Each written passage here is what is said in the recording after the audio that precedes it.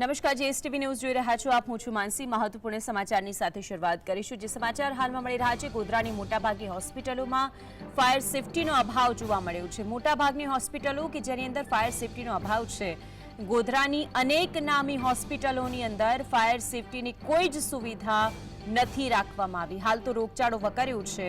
શહેરની મોટાભાગની હોસ્પિટલો દર્દીઓથી ભરેલી છે અને આવાની અંદર કોઈ પણ હોનારત સર્જાય તો પછી તેનો જવાબદાર કોણ, તે સૌથી મોટો પ્રશ્ન છે।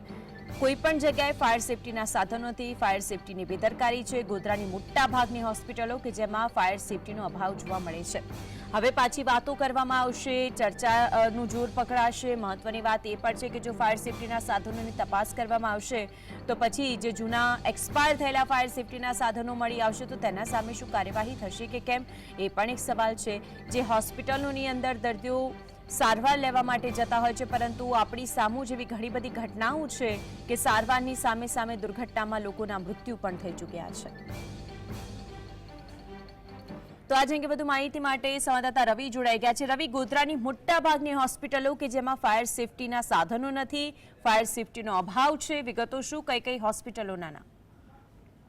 જી ચોક્કસથી જણાવી દઉં, ગોધરા શહેરનો પશ્ચિમ વિસ્તાર હોય કે પૂર્વ વિસ્તાર, મોટાભાગની એવી ઘણી હોસ્પિટલો છે કે જ્યાં ફાયર સેફટીનો અભાવ જોવા મળી રહ્યો છે।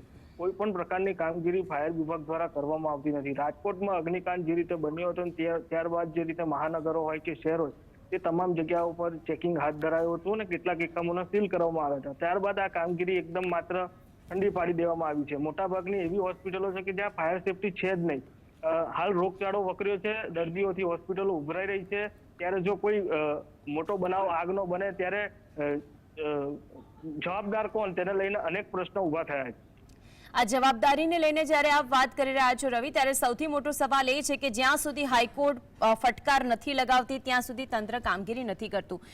રાજકોટની અંદર જે અગ્નિકાંડ થયું તે પછી તો ઘણી બધી જગ્યાએ દોડતું થયું હતું તંત્ર, ફાયર સેફટીને લઈ થાય છે, શાળા હોય, કોલેજો હોય, હોસ્પિટલો હોય, આ બધી જ જગ્યાએ, પરંતુ હજુ પણ આ હોસ્પિટલોની અંદર એ સુવિધા ઉપલબ્ધ નથી કરાવવામાં આવી। જી ચોક્કસથી હાઈકોર્ટ અનેક વખત ફાયર સેફટી લઈને રાજ્ય સરકારને ફટકાર લગાવી ચૂકી છે, તેમ છતાંય જે રાજ્ય સરકાર છે તે પોતાના અધિકારીઓને કંઈક ફાયર સેફટીની જે સુવિધા ઉપલબ્ધ કરવા માટેની કોઈ જરૂરી કાર્યવાહી કરવા માટેની સૂચનો તો કરે છે કે કેમ, તે મોટો સવાલ છે। પરંતુ જો ખાસ કરીને વાત કરવામાં આવે તો ગોધરા શહેરમાં મોટાભાગની એટલી હોસ્પિટલો છે, નામાંકિત હોસ્પિટલો, જ્યાં ફાયર સુવિધાનો આજે પણ અભાવ જોવા મળી રહ્યો છે। ફાયર વિભાગની કામગીરી પણ એક તરફી હોવાને લઈને લોકોમાં ચર્ચાનો વિષય બન્યો છે। શંકાના દાયરામાં છે જે ફાયર વિભાગની કામગીરી છે તે પણ, ખાસ કરીને જો વાત કરવામાં આવે તો જે લોકો, કેટલી હોસ્પિટલ એવી છે કે જે લોકો પાસે એનઓસી પણ નથી, જેને લઈને અનેક સવાલો ઉઠ્યા છે ફાયર વિભાગની કામગીરી સામે પણ। એક તરફી કામગીરીની જ્યારે આપ વાત કરી રહ્યા છો, કઈ કઈ હોસ્પિટલો એવી છે કે જ્યાં ખરેખર સાચી રીતે સાચી સુવિધા આપવામાં આવી છે, ત્યાં ફાયર સેફટી પણ છે, એવી કોઈ પણ હોસ્પિટલ છે કરી, એ પણ એક સવાલ?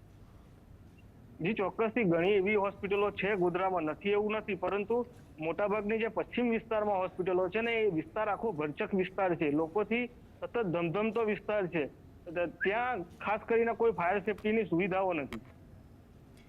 રવિ, આભાર આપ જોડાઈને।